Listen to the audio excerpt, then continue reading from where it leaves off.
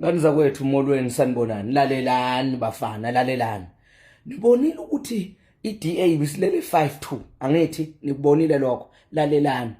Ngepolitiki ke ngolimi lwepolitiki mabesuke bekhuluma bethi hayi i-stronghold san lapha yana ke eWard 110 bekuyi stronghold seDA. Sababhaxabula ngani zakwethu kamnandi kanjani amasela seyatatazela ayisikubhaxabula kuyi-ANC yakukholwa namanje akukholwa.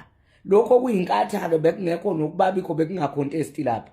Ngizwile kuthiwa kuyacontest lapha eMandeni, siyokubhonya siyokubhaxabula khona. Lalelani makhomanda, uyabona njengamanje into ekuthiwa inkatha kufanele iwine neyodwa by election. Fanele siyixebule nje bebone ukuthi vele into yabo ayisekho, uqinisekisa nje ayisekho into yenkatha. Siyaqinisekisa.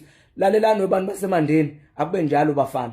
Ningabe nisayiphazamisake lenqole emasondo manje. I-tsunami ingena emzini yabantu manje wisa yonke imizi. Benichazele mina.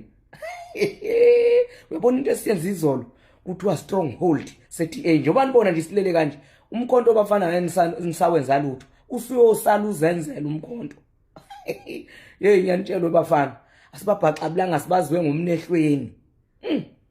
Hayi, yabona makunje kuvele kwangena nje indiye ekitchen lafela fafaza yonke into, uthi uphuza amanzi kuyababa, uthi ukhupha uthulu yababa, uthi wenze hey lalela lokhuza. Ayisibabulele ngenduku.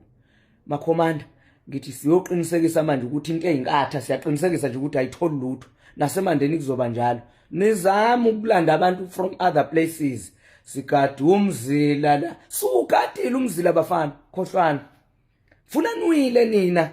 Angifuni ukulokhu ngincetheza ngilokhu ngiyale nginganitsheli nina benkathi ukuthi sizoninyisa. Ongakaphuma enkatheni uzoyiqhantshela yena. Woza ngapha emkhontweni baba.